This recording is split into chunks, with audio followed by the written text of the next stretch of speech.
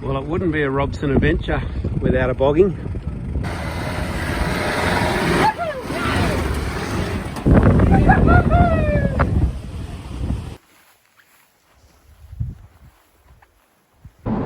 G'day guys, my name is Tom and welcome to episode 1 Travel Physiotherapy. So a bit about me to start with if you don't know me. I'm a physiotherapist, surprise. I just completed my first year of work at Royal North Shore Hospital and Lismore Base Hospital. Absolutely loved both of them. And I plan on spending the next year or so traveling around Australia, working in rural and remote communities, gaining experience and seeing the country of ours. Traveling in my trusty steed has the Hilux. So first stop is Tassie. My contract starts in Tassie in about 3 weeks, and my ferry Spirit of Tasmania leaves Melbourne in a bit over a week. So I've got a bit more than a week to make my way down the coast, starting today. So first stop today is Kosciuszko National Park. I'm traveling with my older brother and my dad for the first little leg, and we're going to camp on the edge of the Yukonbean River and do some fly fishing. My old man is a really keen fly fisherman. My older brother's been a couple of times and I'm a complete novice, so we'll see if we can catch some fish. I make absolutely no promises when it comes to catching fish, but yeah, hopefully we can get ourselves some trout, put it on the smoker, eat it with some bickies or something. That'd be good, but we'll see how we go. The first week or so until I get into Tasmania, fair warning, I probably won't film too much. It's very new to me and takes quite a lot of effort and thought and preparation, and to be honest, I'd rather be spending that time with my family at the moment. So that's what I'm going to be doing, but once I'm by myself, I'm probably not going to have too much more to do with my time than get some cool shots and yeah, see what happens. I'll bring you along.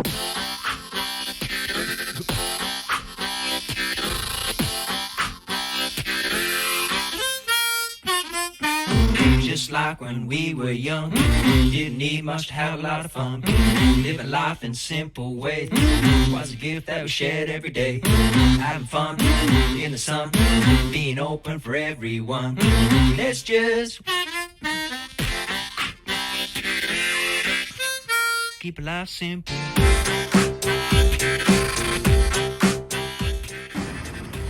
Well, it wouldn't be a Robson adventure without a bogging. Now Tom is going to snatch James out of a little creek we found down here at Yukonbean.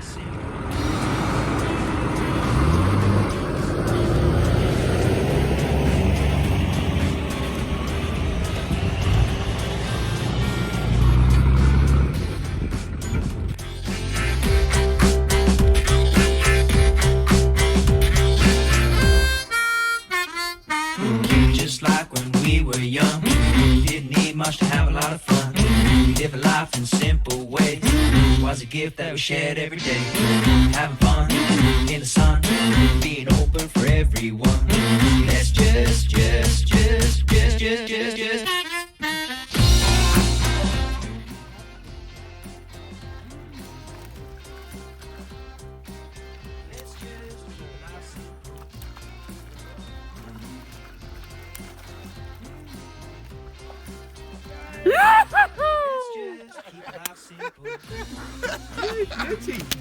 Yeah, go on, Josh. Oh, Tommy's first trout. I'm now on my way to Omeo, on this road that it's a bit of a shocker really to the state forest. Very, very bumpy, so I dropped the tyres down to 25 psi and softened the suspension up, but you can probably tell it is still very shaky, but the view is incredible. Just took some drone shots, so I'll play them now.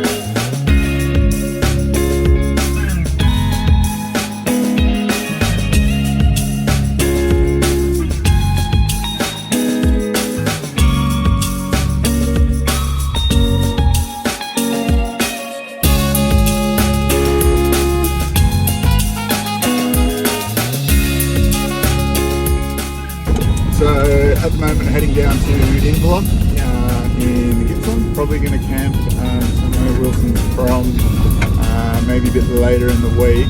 Catching up with a mate down there. I haven't seen her for about a year. So yeah, I'll keep you guys posted.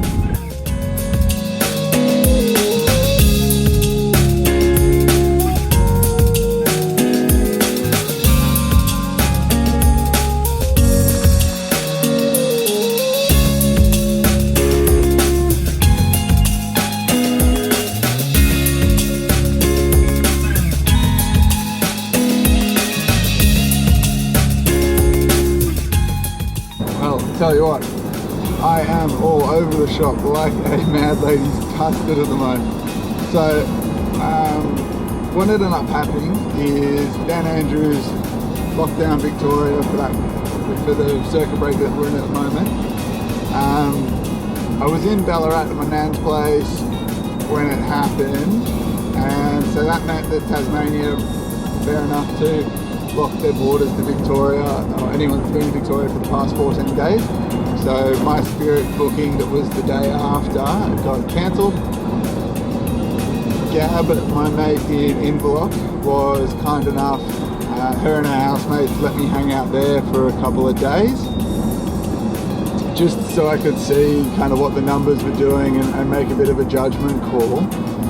It's now the Monday, today's Monday I believe, and numbers are kind of stable, but I'm just kind of going to play it safe and run up the south coast to in between Bateman's Bay and Ulladulla, where I'm just going to camp out there for the next week or so and see what happens. Then at least I'm outside of Victoria, I can still do my self-isolation. So that's all good. And then if the numbers escalate in Victoria and the lockdown goes for months, I'm not kind of stuck in it. Currently I'm on my way up the coast to, in between Bateman's Bay and Ulladulla, where I plan on hiding out for the foreseeable future. This is a little lake that we're going to be fishing. I've never actually fished in it. I've caught prawns in it before. You can see some rises or something in there. It was open about 2 months ago, and so I assume some little fishies kind of swam in there, and now it's closed, so they might be trapped in there and wanting to get on my dinner plate. So let's see what happens. Whoa, holy. Alright, so there's definitely fish here of size. Lord knows what that was there. Let's get in there. I might change to a lure, I think, and see what happens. So we're going to try a little popper. Don't know how it'll go, but worth a shot. There's definitely fish here.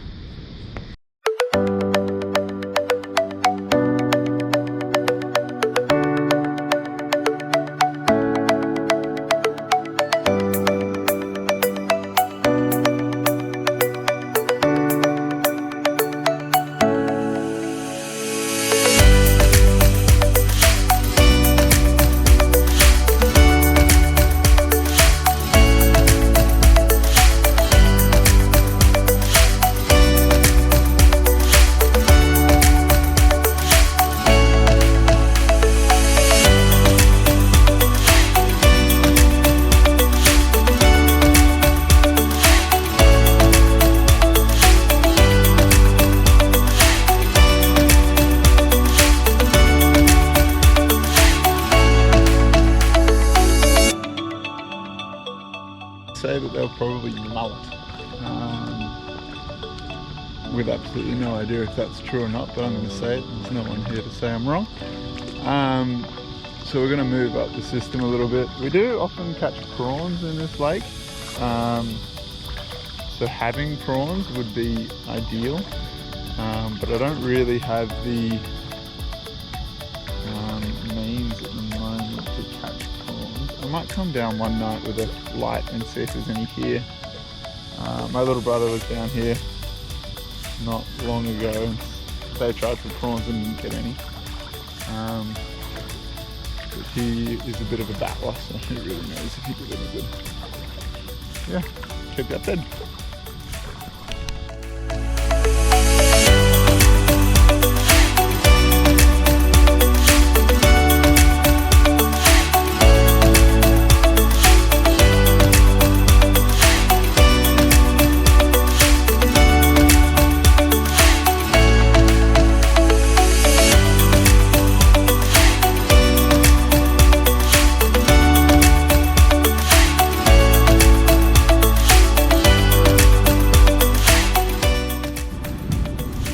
Update, definitely prawns here.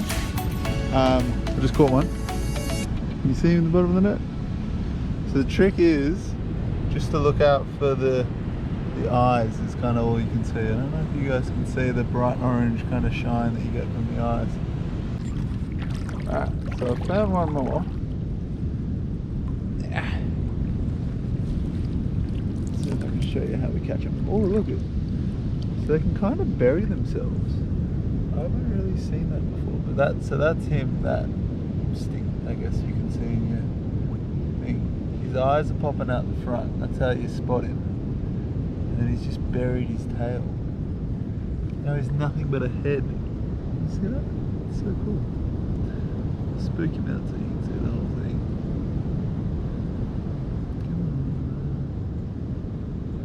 Oh, I've just buried his head. Wow, does not spook easily. Ballsy there. Here he is. So I ended up with 4 prawns.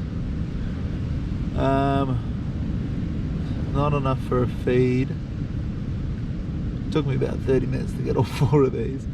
And to be honest, I think the surf's not going to be good enough for me to go brim fishing in the ocean, at least in the next week. So I might put these guys back. I don't really have a use for them. It's fun catching them though. Alright fellas, so now I've introduced you to each other. Well, I'm hoping 2 of you are ladies and 2 of you are men. Get together, make me some more prawns, and then I can catch your kids. A bit weird. There's 1, 2, 3, 4. Oh, look, they're already burying themselves. What funny things. I like it, they're staying together. I'm Cupid for prawn. Alright, so this is my friend Sam. The sun's just come out, so I figured he'd be out and about. Big old red belly. He is a good looking thing. Best case scenario from here is the numbers are all good, lockdown ends, and then I can just run back down the coast and get the Spirit over whenever that may be. Option B, I guess, is stay in New South Wales for 2 weeks and then get a direct transit pass through Victoria and into Tassie. That isn't a bad option. It'll still mean I get my 2 months in Tassie. And option C, if all goes to then I can just cancel my contract in Tassie, go there next summer, and in the meantime get a contract in North New South Wales, Queensland, Northern Territory, something like that. G'day guys, so future Tom here, future editor Tom here. I apologise for much of that video. Half of it was filmed on an iPhone, half of it was on a GoPro, all of it was average, but it was a lot of fun. So yeah, that's the end of this episode, and we'll catch you in part 2. See ya.